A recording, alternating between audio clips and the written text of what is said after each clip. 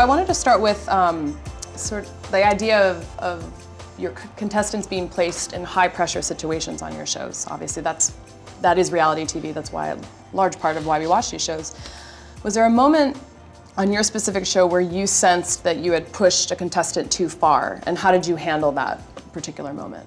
When Marie Osmond fainted, and I called for the paramedics, pretty much. They came in on their own. That's a telltale sign. Yeah. Once a contestant actually loses consciousness, I think that's a good sign. Might be time to say, maybe they were a little too far. Yeah, I think pressure's healthy.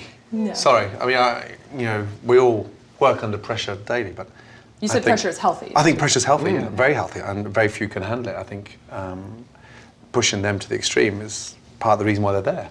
Yeah, I think it's part of the competition too. Yeah, I think that's also to separate, the cream from the milk, and to identify, who's got it, who hasn't got it. Who can survive that? Yeah, because that's what it's about. Because the thing is, honestly, on our show, you're going to get a chance to win, or wherever you come in the top 10, top 20, you're going to jump into that great brass ring with all of your idols and compete some more. Mm-hmm. So you love Rihanna, you love Mariah, you love Nicki, you love Jay-Z, you love Justin Timberlake. Guess what? Yep. You won.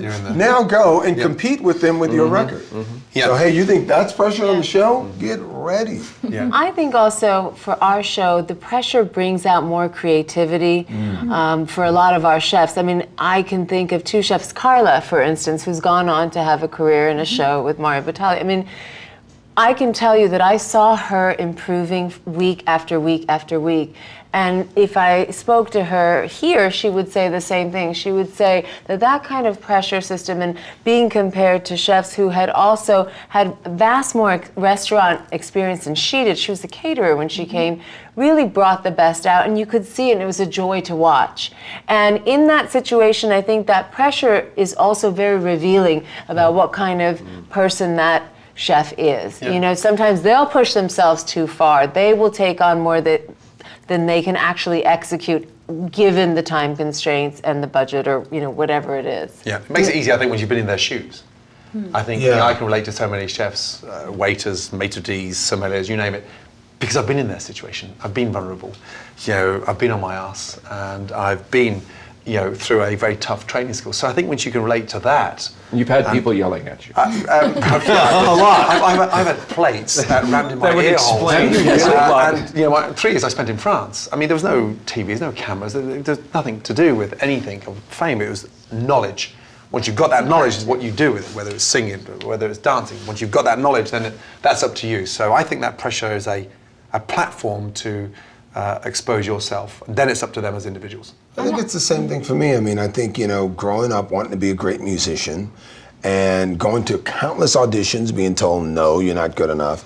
I tell everyone, move to the busiest, craziest city, move around the corner from whomever you can so that while you're trying to create or you're practicing, someone next door and the next door and the next door, they're trying to get it too. I mean, it's really a real serious competition. And the strong survive. I'm always surprised when they start complaining. I'm like, really? You stood in line to be part of this. Now you're here, now you're tired, really?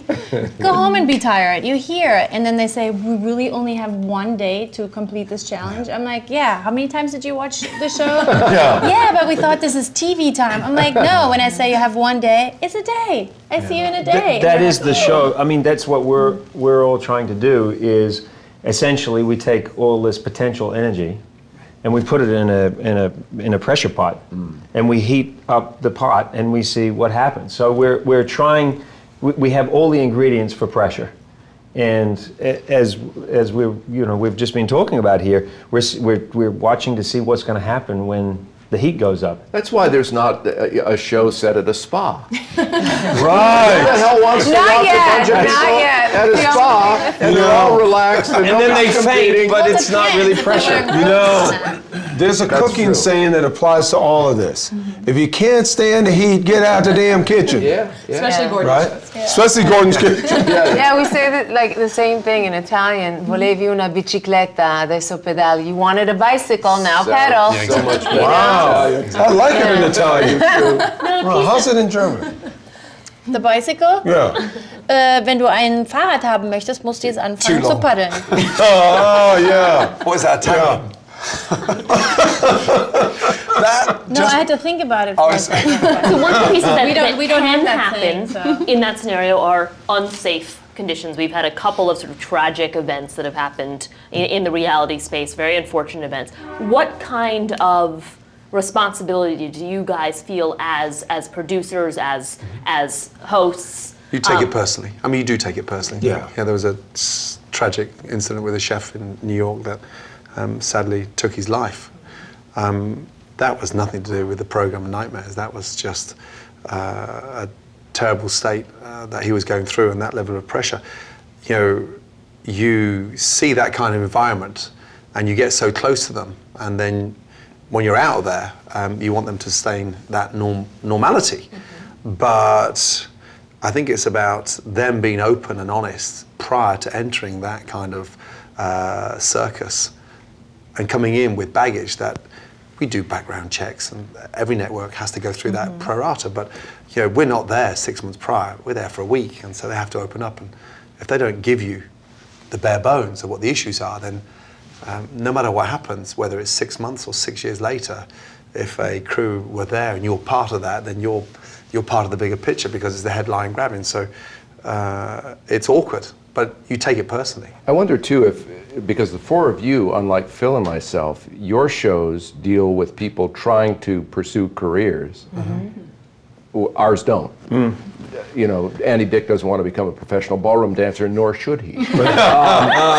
And after they're done the race, they're back to their lives. Well, sometimes they have aspirations for other things, but you're absolutely right. They're coming in there for that experience. And one of the things that we've prided ourselves in is testing and retesting our challenges. I don't worry about the teams doing any challenge on our show because it's been so thoroughly tested over and over and over again. The thing I worry about is when they get in a taxi and they're just doing something ordinary in the world, where they end up in a taxi cab in India, and there is a potential for something to go wrong because it's not something that we can control. Yeah. But I think it's important to remember that where we get our best moments are not from where we risk life and limb or where we have them risking life and limb. Where we get our best moments are where they're actually, I guess, challenged mentally, where we actually push them, and it can be done in a safe way, but where we just literally put them in the middle of Bangladesh, the most densely populated city in the world, and it's like their eyes go like this. They smell things they've never smelled before, see things they've never seen before, and that is great TV. And they're not at risk. Nobody's going to go up and mug them. It's about their personality. It's about how they react to where they are. Yeah. And I also think, every show does just an amazing amount of background checks to find out. And I know I was thinking about last season on Idol, we were in Hollywood Week, we had like 3 people in a row just drop from the stage and pass out, hit the floor. This one girl, she's going up to sing, and she just falls in front of us, and you're just like, oh my God, what is happening? So the doctors are all there, and I think, we took it personally too, because it's not that we're pushing them, but we want you to still take care of yourself. You got to stay hydrated. We know you're standing in a line for days. We know you just got to take normal precautions. But at the end of the day, they're not kids too. They're not kids. They should know. You sign yourself up for, know what you're doing, and then you have to take care of yourself a little bit too. I think there should be more aftercare. We leave them with the prescription, but I personally would like to see a more of a stronger follow-through. What would that look like? Well, we had a situation that hasn't aired yet, and it will do shortly, where for the first time in Nightmares, I actually just sat the couple down and said, you've got every right to run the restaurant how you see fit, but I can't help you. It's that far gone. And so in my industry, the problem with restaurants is that anyone can go and buy one. And that's what we're dealing with. Anyone can go and sing, and anyone can go and buy a restaurant, and you have a glamorous dinner party, all of a sudden your neighbours say, hey, you should open a restaurant. So they fall in love with the idea as opposed to the reality of actually doing the job.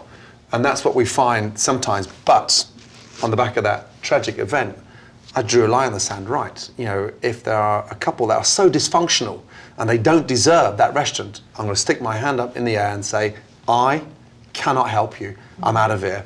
And that's on the back of 3 months research, the art team, the culinary team, and the producers, and it's a proper program. And I put my hand up and admitted, you are too far gone. stop faking it. So. And you were the most unpopular person at work that day. Yeah, exactly. All that work, right? I will not be going back to Arizona for a long time. And we've been lucky in that we've never had a situation that's been that dire, or where someone's had a mental problem.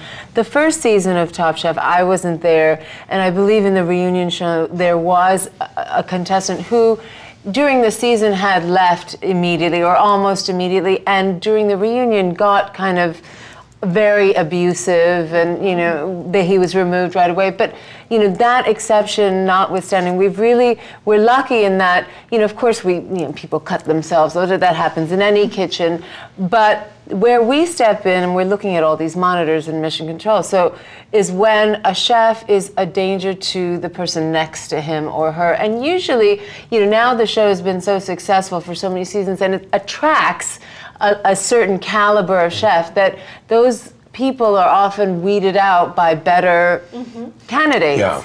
And that's been good for us. I mean, often now they police each other and say, "Hey, what the hell are you doing? Like, get away from me." And so that's also fun to watch. That's part of the show too. Yes, yeah, and we have Sounds like my medics dating who are life. right there. And it's fun to see. I mean, it is. Then the medics come in and we film them taping up the thumb, or what. We're always like, "Listen, don't run around." There was one chef who would always do that. He would always run around with his knives or a hot pan of boiling. Well, that's what his kitchen is like. What was his name?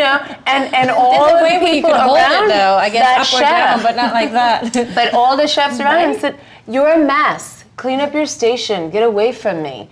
And he was embarrassed into being better. Yeah. A lot of this speaks to the casting process, which obviously has probably changed a lot since your show started. Has what you consider to be a good contestant changed since you started the show? Because I mean, it seems like, I feel like with Idol, there's been a pretty good consistency with the kind of people the show attracts.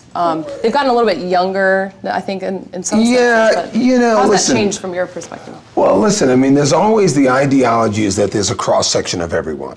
If we went out here to Sunset Boulevard with a microphone and a TV camera, NBC, ABC, Fox, whatever, people will show up in droves because there's this just craziness of wanting to be famous and discovered, right?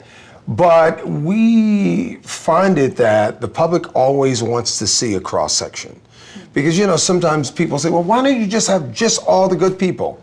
If all the good people would show up, that's what we'd have. Do you think just all the good people are sitting at home going, you know what?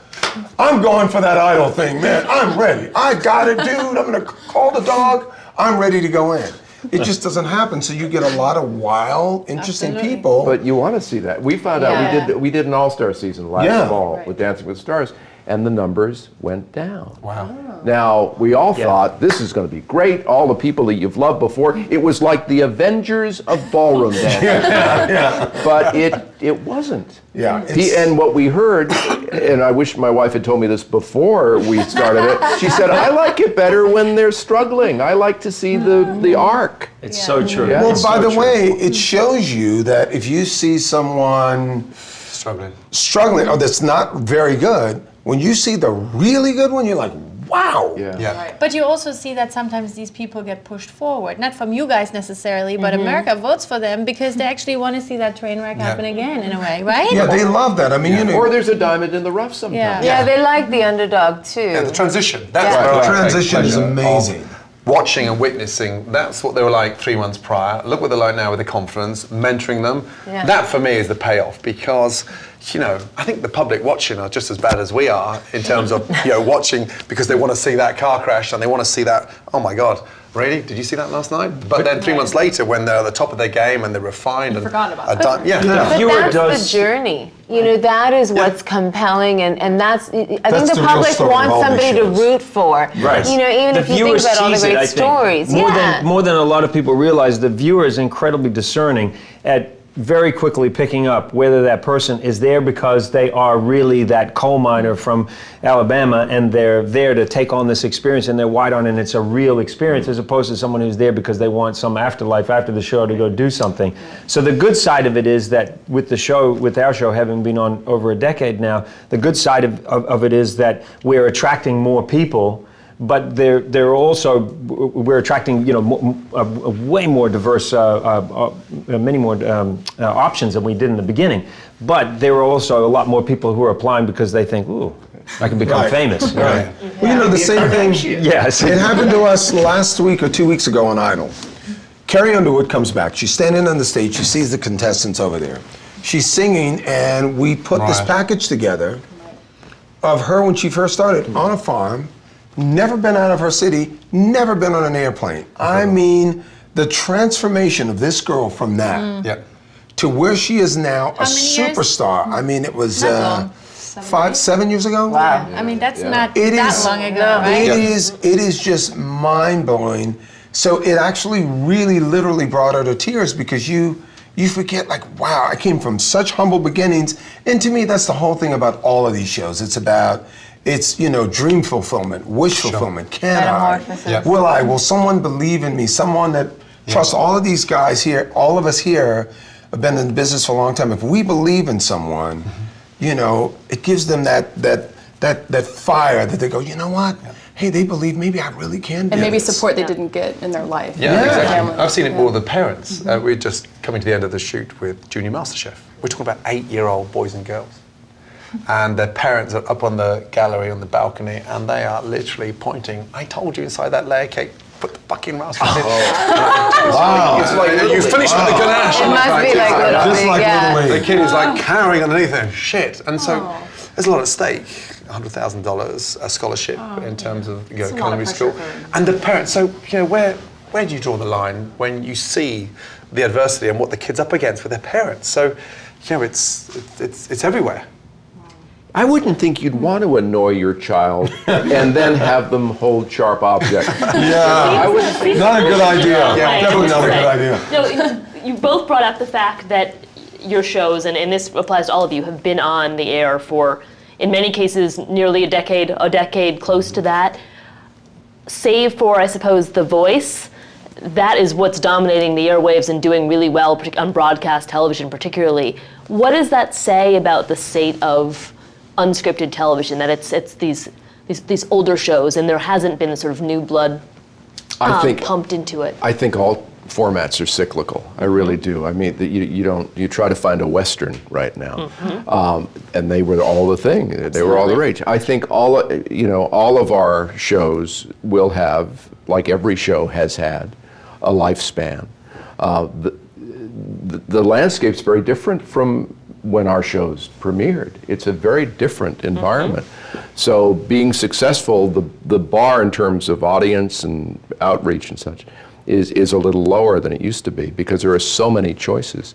But I think it's a tribute to all of these formats and the production talent that we're still here. Still alive. Yeah. And I thought we were actually late on the bandwagon even when we started, you know, and to be here. So I think also it has to do with not what you do, but how these shows are done, you know, and I think over the years, the ones who have remained are the ones who execute the concept well. Well, that's the thing I was But going to say. also to be original too, you know, I think there was never a show like that before. What you do, you know, there wasn't something like that before. I think that everyone's show has been the first one in that field. And I also think that, you know, I was just talking about this to someone today.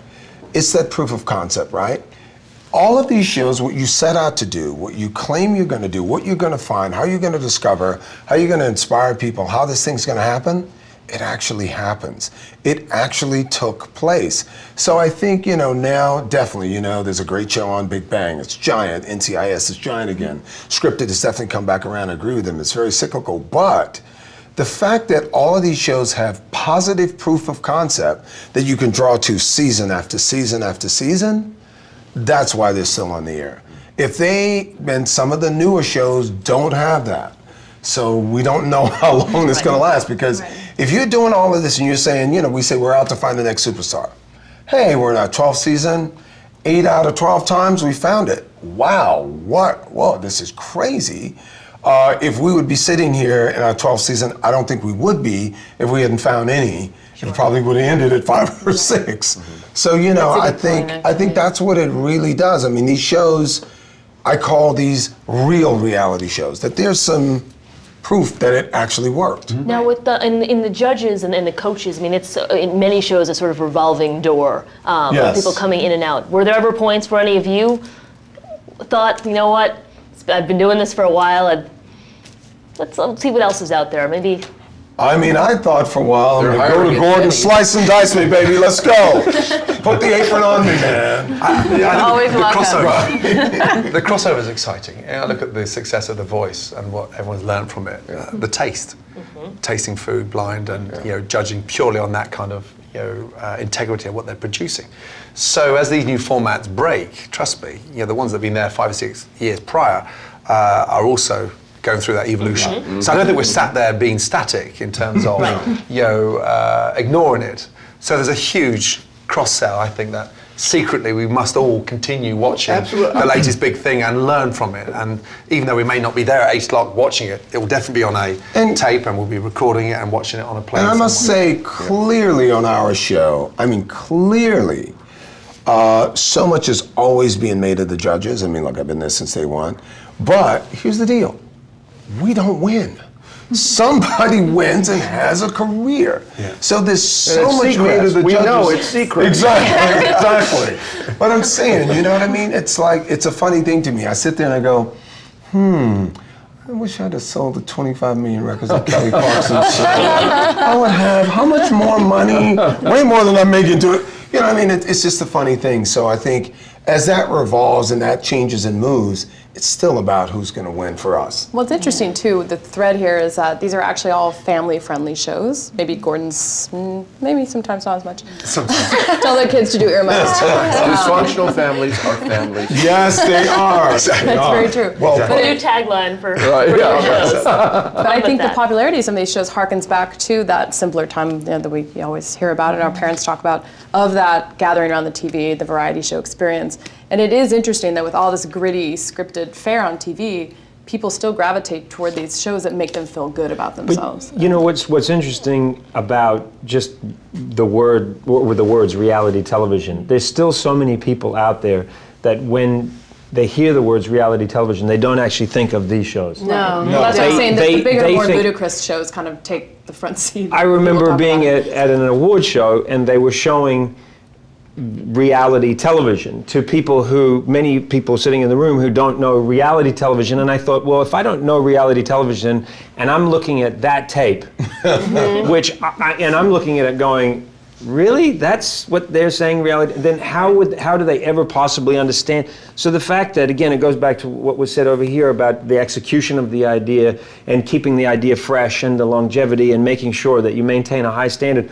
I have to say that these shows have been around because of the execution, but it does frustrate me sometimes that people will immediately think of the train wreck shows that are big, and then they're gone the next season. I couldn't agree with you more. I actually don't think of our shows as reality shows. I think they're mislabeled.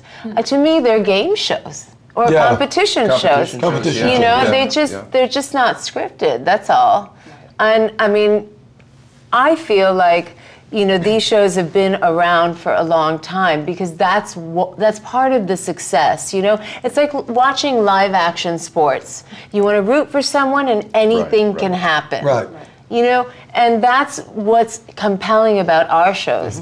And for us, I mean, the attitude, I can't speak for anyone else's show, but for us at Top Chef, the stars are really the contestants. Yeah. They really are. And, you know, we look for storylines and we look for highs and lows and all of it because we're just there to highlight or point out what is unfolding in the kitchen or in the background. Unscripted drama. Yeah. Everyone says it's reality, but it's unscripted drama. And in my case, you know, I'm not even aware of the drama that's not in the kitchen. All that drama that happens in their cast house, I don't see until a week before the show airs. I don't want to see it. I don't care about it. It doesn't influence me. I don't even care who made the dish. After the 4th or 5th episode, I can tell you who made the dish because you start seeing patterns in people's cooking. But I don't need a blindfold to, you know, tell me that I'm judging only on the food. I know how to do that. It's called my palate, you know? I have no problem with that at all. But I'm saying, like, for us, it's not, I don't feel it's a reality show at all. We don't get involved in their problems. We don't get involved in their arguments. All we care about is this the best plate of food? Did this Plus meet the the opportunity. challenge? The opportunity for me, last year we had a blind girl win MasterChef. Wow. Wow. And when we brought That's cool. three That's of the great. top chefs anywhere in the world, from Danielle Guy Savoy and Alain Ducasse over from Paris, when they sat and tasted this young lady's food, sadly lost her sight at the age of 14, and then her mother passed away straight after that. The palate was extraordinary. So, you know, it's all very well picking up on the negatives, but the opportunity that you're creating is substantial, and I think just as much in the music business, as much as in the sport. Well, it's or the uplifting so TV. much uplifting. It's uplifting, And now and this- that's the thing that I think draws a distinction between so many shows. Is like, it saddens me to think that we make televisions that kind of create entertainment out of exploiting people. You know, it's just, it's not for me to judge what people watch, but it does sadden me that when people hear the words reality television, that's what they think The of. lowest common denominator. The chefs were crying. Well, the also, contestants came through, and the judges were in floods of tears because this door opened. Christina came out with her stick, and she was left to right, feeding her with it, and the judge's jaw. And that's when you know at that moment you can't buy that. That was magical. Well, these are I call these real reality Magical shows. and good casting. Yeah, Because, but she was incredible. I mean, she was. No, I mean, of course, even but can't still, predict guys, that. You it can is count good for casting, it, but too. you can't always predict it. I mean, the one thing that's also a common denominator is that all of our shows are about people trying to be better. You know, whereas there's a large Uplifting. swath of reality shows that are actually exhibitionist and people willfully trying to be controversial or idiotic or just acting out Manipulative. and saying, you know, saying outrageous things or doing outrageous things because, you know, that's the only way that they'll keep their show fresh. There was this reality. I don't want to malign the well-intentioned people who put it together, but I'm about to. Go for it. There was this reality award show that happened in town like a year or so ago, and I, in a moment of weakness, agreed to go. I think a friend was being honored, and I went there, and it was like a Fellini wet dream. I mean, it was unbelievable. It's like, hello, you know. Wow. You know, come out. Have you seen my tape? You know, it was freaky. So you're saying it was a freak show? I'm amazed. I'm amazed at how much people are willing to humiliate themselves But I always to think, be on TV. you know, the audience is the king. Yeah. So, you know, if people put it on and people watch it, they're not being forced to go on there. You They're know, turning up so for the be it. audition. Yeah. No and one I Does think- it surprise you though, Heidi? Like when you see the? I mean, I don't watch it, but you know, the numbers, you know, tell you that a lot of people do. So It it's being doesn't put on the surprise air, me. so you can't, you know, what are you gonna? It doesn't surprise me. I mean, look, Stays if you TV, think TV, about TV, it, and TV. if we you know, think the about audience it, chooses. if you think about it in relative sort of ways, everything has that. There's great music, there's bad music, there's okay music, there's great dancing, there's bad dancing, there's great food, there's okay food, there's bad food. But bad food can be really yummy too sometimes. Well, you're saying good food that's bad for you. But no, I'm just saying. I mean, you know, it's always going to happen. So, I mean, you know, these are the real reality shows. Quality at its best. This is, as I say, it's wish and dream fulfillment.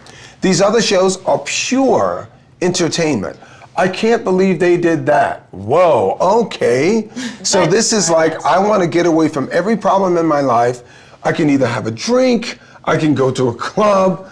Let me just turn on a little of this nonsensical TV and just watch some craziness go on. There's less emotional investment. But isn't Yeah. it true that still the, I mean, what really runs television are the advertisers, right? So isn't it true that in spite of all this popularity that, you know, the ad dollars are still, the ad costs are still higher for scripted television? Oh, absolutely. And your shows do better than a lot of stuff on some of the other cable networks. There's no question about So, you know, that does tell you that still there is... It's a little bit of a stigma, like, you know, I think sometimes. Yeah. Now, you guys clearly are, as to your point, I mean, these are quality shows, there's no question. But looking back, what's the sort of moment in each of your shows that you wish hadn't aired? Oh, that's a good question. I don't have anything. I don't like think that. there's any moment on Idol I wish hadn't have aired. I think, look, if you're calling yourself a real reality show, you got to show it all. I mean, it's like you can't, But some things could make you sort of look back and say, ugh. We sat down here and she said and I said, do you know what my favorite part of Idol is? I love live. I hate taped anything. Yeah, I'm a I love performer. I'm live. used to playing on the stage. Turn all the lights on, the audience, give me to me, let's go, the mistakes, everything. When it's taped, I feel like I'm on a scripted show. It's hard. Amazing It weird to me. last for weeks in real time. You'd be more tired than you are I now. wish we hadn't done the family version of Amazing Race, but I'm proud that we tried it. It didn't work, and Why it didn't came it back to the whole thing, about having kids that you're eliminating. I mean, right. it's hard enough to eliminate anybody, because they want to be there so badly, and I got to look into a kid's eyes with tears pouring down, again, like. With a raised eyebrow, dramatic pause, cameras coming in, and I'm sorry to tell you, you've been eliminated. But I think the hardest thing for me. So we do the family version of The Amazing Race, and the very first family that I have to eliminate are the black family, who happen to be black. So I wish that hadn't aired because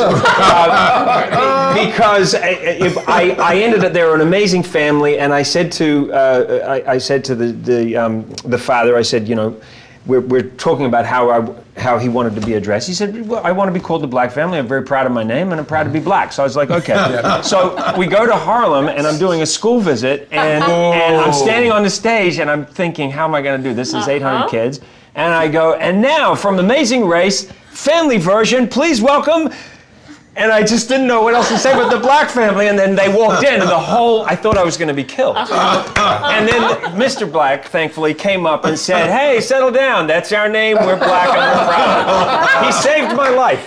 I guess I wish that hadn't aired. Great, though. That's a great start. That's great television. Oh, no, of course it Clearly. was great, but I'm saying it was just one of those moments, and the kids crying. I love that. Week 2, he gets rid of the hunky family, and And that did not go I was down. thinking about that. Why couldn't I have eliminated hunky family? I'm sorry to tell you. Man. I can tell you one thing. I don't know if I wish it hadn't aired, but I certainly wish it hadn't happened. It was my first season of Top Chef, and it was toward the end of the season when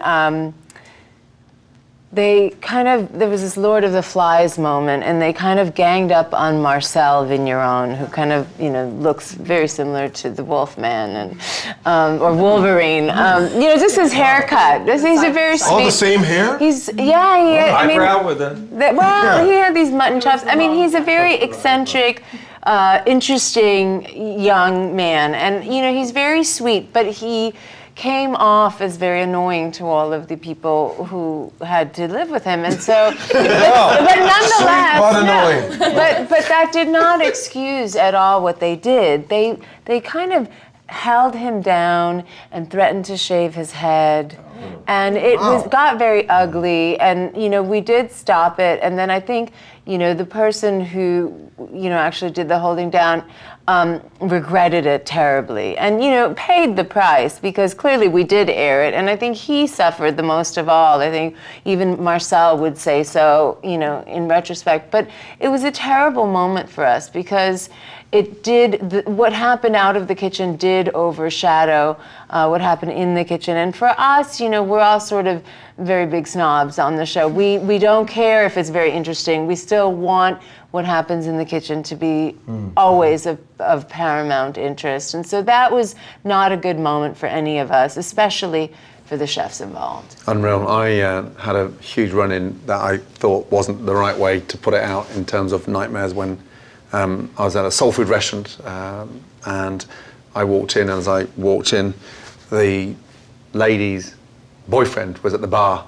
She was in her 50s, he was in his 20s, and as I opened the door, there was this mouse staring at me. So I picked it up, and then he went for me because he accused me of bringing in a fucking mouse. Wow. So I had to say, look, are you serious? He said, yeah, you took it out of your pocket, you planted it on the floor. Took it out of your pocket? And you shook your leg, and the mouse ran down your leg. And you dropped it in the corner, and then you stitched me up and said, mate, let me tell you something. He said, let me tell you something. Let's go downstairs now and fight it. I said, dude, seriously? Yeah, you brought the mouse in. Look, it's half dead, it's half alive. I said, next you're going to tell me what it had for fucking dinner.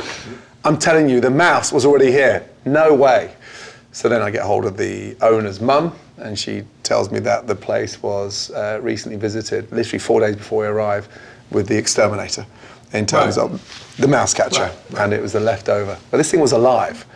But I mean, how stupid would any of us be to be that silly to plant anything? I mean, do you think we're going to walk around with live animals in our pockets? Rat. Get him. Go get him. Hey, Gordon, is that a mouse in your pocket? Or you just And so that's the kind of that's the aftermath. That's the kind of stuff you have to put up with when you. Heidi, have you ever had a moment like that on Runway? No. Really? I have no regrets or anything where I look back onto and I'm like, I wish that didn't air. No. But I do love it when you go in the kitchen and you like open the fridge and you find like really old things and you're like, what is this? How old is this? And you yell at them, I can't believe you, and sauces that is like, it's crazy. It's worse when they've told me they've cleaned up before I got there. Oh, God. I mean, to me, this is kind of documentary style, really, no? Yes, you mean Right? Yeah, very much so. Padma, you just sort of mentioned this sort of drama behind the scenes, and that's so much of what the media has latched onto with a lot of these shows. It is the sort of the drama with the judges, the drama, all of that. I mean, Heidi, you've got a little whiff of that recently with America's Got Talent. Is that good for the show? Does that impact you guys? What drama on HGTV? The judges, I mean, there's been some sort of reports, and certainly the Nikki and Mariah pieces. Is There is no drama. What's happening? You guys are getting along, aren't you? I saw Howie this Honestly, morning. there is no drama with us at all. I've heard some drama on your show. They had an America's Got Talent, no drama. I mean, and the press doesn't sort of come after you and hope and try and sort of stir any of that. And is all of that? I mean, the very first red carpet that we did, you know, everyone asked me if I get along with Mel, and everyone asked Mel if she gets along with me, and it's like they're trying to make a story, but there isn't one. So it died pretty fast because Because they hate each other and they're honest about it. Do you think that was happening? I got a question. You They guys tried were in the to do middle that, of yeah. that with Nikki. Is all of that all in the name? I mean, is it fine because it stirs buzz and it gets people there, or does it frustrate you? Well, does it I get think to that you? some of it is a little press and a little critic helped. I'm sure. And I think people want there to be. I think, listen, on all of these shows, the behind-the-scenes drama, the in front of the camera drama, the judges, whatever, that's real life. It's real life people getting along. That's why I love his story. Black family happened to be called the Black family. Yeah. Funny to me. This is hilarious. it's but this is real. real life. So what you see, It's what not we like see a on our joke show. that's written for it. It's We real. put all the kids in groupings in Hollywood Week because we want to see how they interact with each other. So there's friction amongst people sometimes naturally. Absolutely. And I think, I think of every judging panel we've ever had, honestly, it took some adjusting. I mean, the first couple seasons, me and Kyle came to blows, him and Paul. I mean, it's what kind of happens. Came to blows. Yeah, we were like, he called some kid.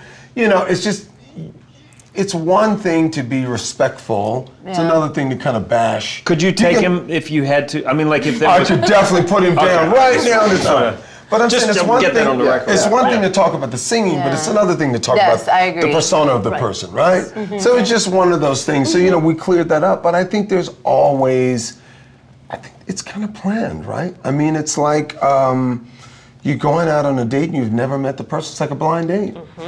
Do they all go well? No. Is it a little like I don't know if I like them? I don't know if they're my I kind like of it. people. It's fun to be thrown in with people that you don't really know that well, and you work together, and it's fun. They're also different with different opinions, and I enjoy it. I think it's great. That's been the side benefit of my job, is that I've gotten to meet some wonderful chefs in my industry that I never had the chance to meet before. So it's fun also to talk shop all day long with people who are interested in the same thing. We've never had any drama. I mean, we're all in a food coma, so there's no drama to be had. Too tired. Yeah. And listen, I know on his show, I know all of these shows, what we love real reality. You're judging a contestant, dude, tell us how you really feel. Some judge said, oh, that was terrible, whatever. Tell us. Well, I think you guys are wrong. I mean, I've been doing it. We want you to bring it back to us. That's real. What are you really thinking in this moment? So, I mean, I love that. That makes the show real. I mean, I think I don't call it drama, I just call it life. You know what I mean? With better lighting. Yeah, with better lighting, better makeup. A couple of you are these great examples of people who have used the reality platform to parlay into empires. I mean, you're deserving of those titles. What is the advice you give to people sort of coming into this world of how you do that, of how you create these larger businesses off of these shows? I mean, you've done a tremendous job of this. You all have. So what's the advice? How do you do that? How do you take what you have on this show and turn it into a bigger business? Stick to what you're good at doing and make sure that you're surrounded by the most amazing team. There are so many pitfalls that could go wrong. You could be perfect at it, but the climate could dictate the make or break of your success. So you have to start small and absolutely, tread carefully. I mean, no matter who we face in terms of competition, we've got 10, 20, sometimes 30 years of experience behind us. So there are so many areas where things can go wrong. So it's just consistency, name of the game, and an amazing team, and stay within the frame that you got successful in the beginning. I imagine there are a lot of opportunities that come your way, endorsement deals that you've probably thought about because they looked nice on paper. I mean, or do those experiences sort of exist for you guys, and how do you sort of weigh those decisions? I love what you've done with no opportunity wasted and all that, because Phil and I have known each other for quite a few years, and I thought almost 20, Tom. Almost 20. Almost 20. But what you've done, both in your charity work and your love for adventure and travel. I sort of I've tried to use the brand that I have, No Opportunity Wasted, for philanthropic endeavors. So I take a percentage of whatever it is I make. If it's $100, I take a percentage out of that, and if it's $200, it's the same percentage. So, and try to do things with it. Just because I feel blessed that I'm in a position to be able to do that. So one of my life goals was to raise $1 million for my favorite charity in my lifetime, and through my film and giving away the proceeds from my film, which was a No Opportunity Wasted trip, riding across America with my dad.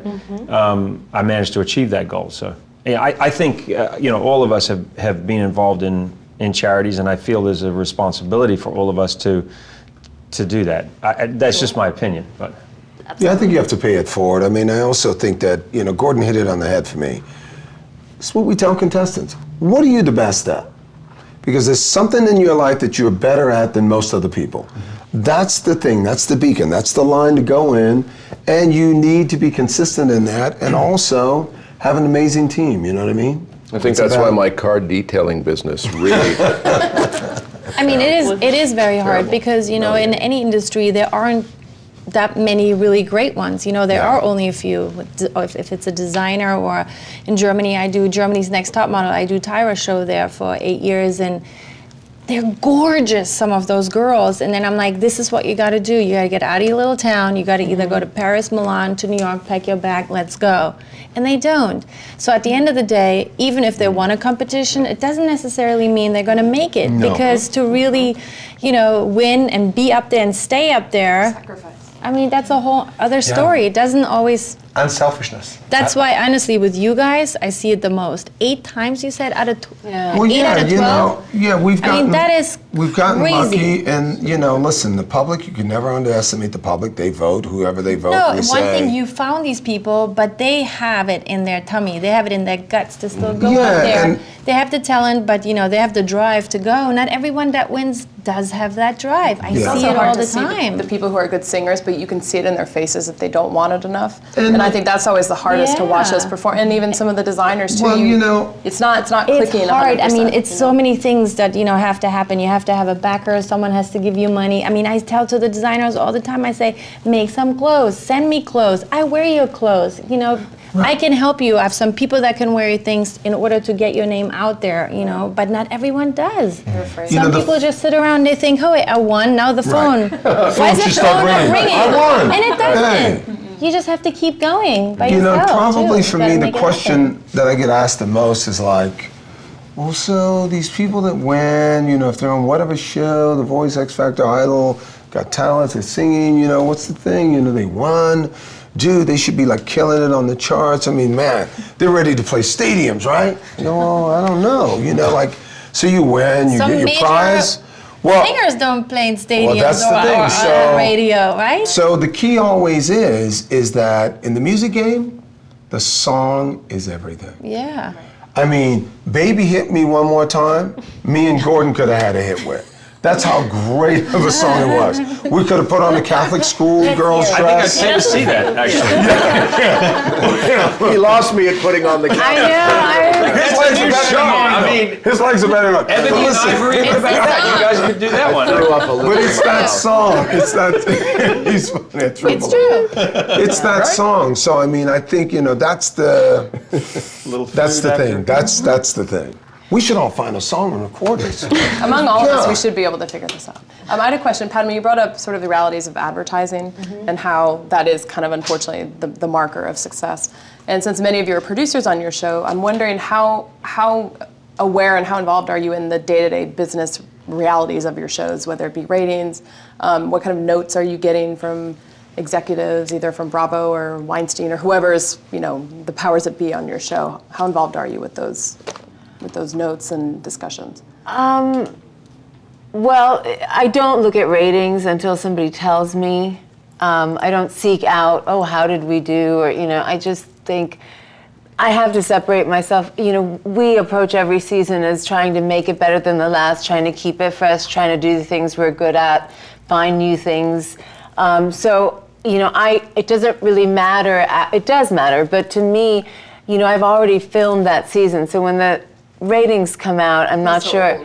Yeah, and I can, So a we're lot of live, times. and every morning I'm like, hey, let me see that. Well, but I can't, and so I'm not really involved in that way. But also, I know when the ratings are really high, they also don't have to do necessarily with the fact that this challenge was so amazing. It's how the chefs reacted to that challenge. Again, for us, it starts with the contestants. So, and you can't really cast for that. You can try, but you never really know. I mean, we could not have in a million years predicted that the Voltaggio brothers were going to be that big a deal, because we did in the Texas season cast people who had worked under the same chef and were very close, and it, it was interesting, but it wasn't the same. So you never know what the alchemy. I always say each chef has a personality, and then each group, like a class, has a personality. That's that group dynamic that's different.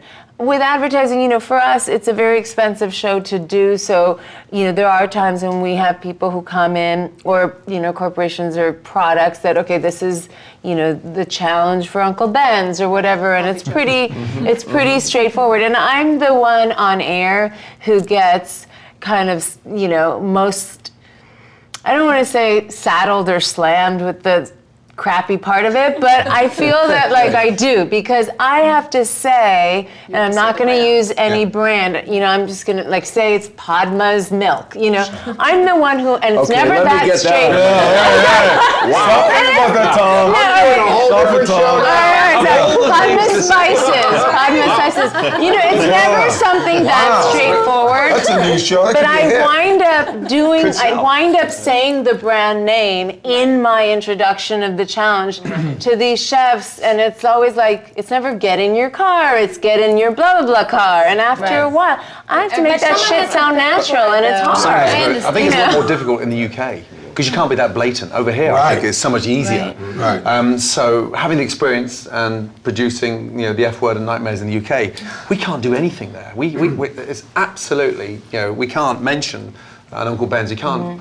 So, You mean you can't sit a Coke cup right in front of the judges? nothing of the sort. Come on. No, seriously, no. That's very light. What it does do from a producing point of view, it makes you strive harder to become more creative. Last year and this year's example for MasterChef was Walmart. So a chef never wants to look like a sellout, but I know how important and integral that kind of financial clout is, and of course their demographics, and that's absolutely paramount. So rather than blatantly mention the top tier sponsor, then we have to integrate smartly through the mystery box and be clever how we expose their product without it being obvious. And there's a fine line there. Yeah, as long because as we the can't show sell out. does not suffer because of that, it's okay. It's hard. Just- It yeah. really is hard. I got on a Netflix binge with Sons of Anarchy, right? So I'm watching every episode, like one after the other. Like, tie me off, I want another one. And they're all drinking Miller Lite. There are these bikers, and all the labels are facing the camera. I said, and it took me right out of the show. Product placement. Yeah, but it was to your point, it was awkward. Product placement, and it put a lie to the characters and to the environment, and it's very, very difficult to We do. have them integrated into the challenges, which is very nice. I mean, my show Project Runway is probably one of the lowest budget shows here, sitting here. You know, we do everything in one small room. We do it at Parsons. It has never changed. You know, I'm in Tim Gunn's old office. You know, he had to move out when I was coming in with my rolling bag. You know, it's really like so super normal. There's no smoke and mirror or anything, you know, like that. And, you know, when we have the people come with their integrations, we try to really make them great so that, you know, for example, if we have a big car company and we say what car it is, but then the designers had to make something out of that car. Like they were ripping the car seats out and they were using that as fabric. So if it doesn't hurt the integrity of the show and if it actually makes a great challenge out of this, bring it on. It's actually interesting and do a lot of makes that. it special, you know? And I think for us, it's probably been the most seamless integration because nobody cares if it's a Coke cup, nobody cares that it's a Ford car. Because it's the singing. So it's just, you know, it's synonymous with the show now. AT&T, somebody votes, got to use the phone. So it has actually worked out quite well, but we got in the beginning a lot of fun. Right, we got a lot of fun made out of with the Coke cup. So yeah, I can imagine. I mean, I think in our case, the love, just lots of love. Is there love too, man. For us, the products are also food related. You know, it makes sense, like Morton salt or whatever it is. Right. But in our case, like I think that my producers also do a great job of sitting around thinking, okay, what's a clever way to do this? I mean, we had a Reynolds wrap, quick fire, and you know, instead of saying, okay, you know, do something in Papillon, which is you know also just so predictable, we covered everything in aluminum foil. It was beautiful. I mean, I walked into the Top Chef kitchen and it was like everything was covered. So you had to kind of discover you had to unwrap whatever spice you thought you were getting and use it. Anything you unwrapped, you had to use. And that was so funny to watch on TV. And it was like a blindfolded challenge. It was brilliant. And so in that case, I think it really works. But you have to have... You have to be creative. Yeah. Exactly. You have to have good producers and good segment leaders that say, okay, how can I do this in a fun way?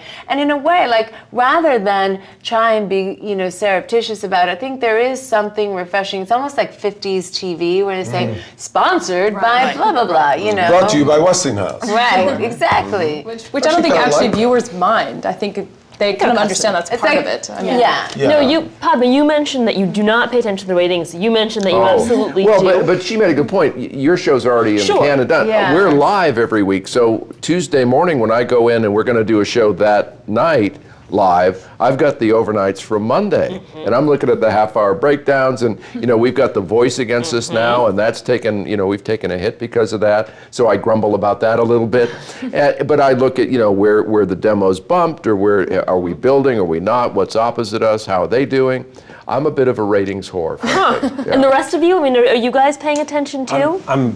I'm looking, you know, I call Mitch and say, how'd we go? And, you know, we've been blessed. I mean, we really have. I mentioned we've been on for over 10 years. We have sat right around 10 million for 10 years. And so I think I would look more if, I would look more if we were dropping, you know, radically, or I would probably be more interested too if we suddenly went to 20 million and did a Simon Cowell. But oh, that's right, he didn't hit 20 million. Getting very cold in here. No, I'm just There's saying. a draft. It's cold in here. No, I'm just saying that I think we have been blessed. And I know what it must be like for Tom, because you know, and Tom is amazing on live TV. I worked with Tom for many, many years, and he's real, like, the best of the best with live TV. But that has that real immediacy, you know, because you really are like, well, did that work? You know, Exactly. quickly tell me. And, Well, you know. it's funny you talk about the ratings. I mean, Gordon and I were talking about it before we started here. And, you know, you get a lot of everything. You know, I think that, you know, Idol being in its 12th season now, and the ratings where they are, and they're up the last couple of weeks, you look at them, but I don't think about them that much, because I think when you're in your 12th season and you're still on the air and you're getting 11, 12, 13 million people an episode, That's wow, huge. that's ginormous. But there's a target on your back with Idol. Well, there's a Exactly. target on your back because there's a show in its 4th season that's getting that. I know. So you go, wait a minute. Really? But there's a major issue here. No disrespect, but how exact are they? Are you telling me that 10,000 homes are you going to dictate to 295 million? Yeah, that is. And After DVRs, all these years, they have not multi-channels. figured something out. The reason why they haven't differently to figured do it that. out is because they're going to completely screw it. They don't want to. So are you? I mean, not because I, you know, dish them, but how exact are they? The monopoly of 10,000 homes with a box in there, and you're telling me. So where I'm concerned with the ratings. If there's another food show comes up again, then I'm sure there's another music show, another dance show. That's when we're religiously going to say, "Ooh, watch your ass." But today, the 21st century, cutting edge technology. Have we got a better system? I Can we have a bit more? I got to tell you, I on Monday nights, I I agree swear with to you, I'll go sometimes to Twitter, and I'll look at how the show has trended, Right. and I can almost predict what the numbers will be Tuesday based on how much in the social network there's I've been a done that reaction too. to the There you go. show. But also Demographics. for, but also for us, done the same thing. I mean, Bravo runs Top Chef so much during the season that, you know, a lot of people, especially families, don't watch it at 10 o'clock at night. They watch it the next day at 8 at night, or they watch it, you know, whatever. weekend. On the internet. On the But internet. to your point, I really see that the rating system has got to change, and now we're at a point where, you know, you're ordering things with video on demand. That we must be very, very close now to where they're literally able to track minute by minute. There, And if and they can charge for it, they can. You know, they're already monitoring it's got to be coming. You know it can happen. Really, you're right. You know It's it can happen. behind where we're all at. Well, I'm an advertiser's nightmare. I'm watching more on Netflix and Hulu now. But you know, we have a saying in the music business, guys. We have a saying, right? Do you know how you know that you've made it? Soon as they start hating on you, oh man, you must be huge. So we get all of the hate, love from the critics, from the journalists, from everybody. Idol's falling, the show's over, it's tanking, whatever. That's when you go, wow, we must be really good. My God. And still relevant. I mean, that's. Well, That's no, the but I'm piece saying is- that's when, right. you know, people are folding their arms down. You know, I'm sure that could Justin also Bieber, be rationalized. He's almost over. Yeah, right? But I Does mean, that ever get to? I mean, does the sort of criticism that out there? I mean, you're on the It does at social a media. stage, then you become thick-skinned. Because how much shit does one want to read? Because it's impossible. So I think the longer the seasons go on, the more thick-skinned you become. Right, yeah, and then yeah. after a while, it is it irrelevant. never ever gets to me. I played in so many bands for nobody in the crowd. I played so many shows in my life. I played a million shows. Yeah. Played a million Stand-up shows comics. before I made $4. Right. So guess what? I can think. Bring it on. Do you think? Let me ask you a question. Let me open this to the room. Do you think that it was easy for Mick Jagger when he was a kid from England to stand up in front and sing on the stage? You think people loved him right away? All right. Ask him if he cares now what a critic, a journalist. So we have time for one last question, sadly. It's a little bit lighter, and we wanted to know, what is your reality guilty pleasure? You can expand the definition of reality, as we already Yes, of course, and that- unscripted. Well, I mean, you know, Please say the if voice. I must, then I do. Huh? I said, please say the voice. Are you kidding? I'll be the last guy to watch Come a on, singing show. have you watched it? I watched it once the first season, and I liked the spinning chairs. Yeah. I thought that was very game show, very Star Trek or something. Like didn't Captain Kirk have chair Very spacey. spin. Yeah. I actually, you know, there's a show, because me being a proud boy from Louisiana, you know what I love? And it's a giant show. Duck Dynasty? Duck Dynasty, baby. I'm in, dude. I'm in. I'm in. I like Duck Dynasty. I really do. You know what my kids like to watch? Yeah, And that's why I like I watch Monsters. it with them, is Wipeout. Oh yeah, that's fun. My kids love this. Yeah, that's fun. Do you know what that is? Yeah, crazy. I'm excited to see the new CBS baking show because it's coming from Britain, and I'm not too sure about the affinity in terms of baking here because you guys, cook brilliantly. But to see these marquees and these tents and British English tea and scones in the afternoon, I can't wait for it. So It's huge there, right? What is it? it's the next American baker. Oh, yeah. Okay. Yeah. It's huge in England. I mean, massive. Honestly, Like beyond anything, They it's come like- out of their grave to watch that thing. It's just Wow. extraordinary. Well, let me just tell you, Incredible. my kids, as reality television goes, all of it, my show, all of these shows included, the only shows they love watching is the cooking shows. My kids. Really? They love it, dude. They love it. They live for How it. old are your kids? 15, 17, my younger ones. They love it. They live for it. Wow. You know, my favorite, this is no lie, my favorite reality show is C-SPAN. I love, if I'm having difficult, it's not only fascinating sometimes just to watch the minutiae of government, but if you're having trouble sleeping, Oh, it's incredible. it is like, it's like a video roofie. You just put on Wow. C-SPAN. It is. And you have no memory of what you did for hours beforehand. You can You wake don't up hate and yourself that much afterward. You don't hate yourself as much afterwards. I don't. No. And it's always the same because there's always still, The deadliest catch. Zoning. Alaska. Oh, that's, Hoarders. yeah. That's a Love great it. show. Hoarders. Is Pawn Hoarders. Stars. Yeah. Pawn Stars. That's My daughter is It's 17, actually- so I get to, what I actually like is just sitting with her because it's a way of connecting with her. So I kind of, sometimes she goes, Dad, I'm watching something, or other times she goes, oh, look at this, Dad, can you believe? But to be honest, she's watching so much stuff now online. Because they're just watching pieces of things. Yeah. So I'm actually keeping up with a lot of different shows because I don't have time to sit down and watch shows, but I keep up through my daughter, and then I'll say to her, what's everybody talking about at school? And for years, nobody at her school cared about Amazing Race, but only in recent years, a couple of them come over, they're a little older, and they're like, Suddenly you're a big deal. and then all of a sudden, all of it. The funny story was once she was out on the street and she met Paula Abdul on the street. Right. And my daughter loved Idol, at the time, and went up and asked for an autograph. And Elle's friend said to her, said to Paula, oh, her dad is on, and my daughter was like, shut up, don't talk about that. And so has this little thing, and she still has the cup. She didn't watch my show until she got older, and now I'm kind of cool now. Well, listen. on your way. But it's Listen, taken in my all house, these years. in my house, you know what show my wife loves? Your show. Oh, is that right? She loves it. Are you kidding? I should record a little phone message to your wife. You should. Let me eliminate her for you. When she's a pain, you say, hey, baby, watch this. I'm sorry to tell you, you've been eliminated. Boom. And you're just like, How many times did you have to do that? oh, every day. I know. It's the phone message. Can you please say Auf Wiedersehen? This is Tom's voicemail. You must now choose between leave a message or not leave a message. The pilot on the American Airlines flight I came here on was like, I just have to tell you, pack your knives and go. I was like, yeah, I've never heard that one Security, before. sorry.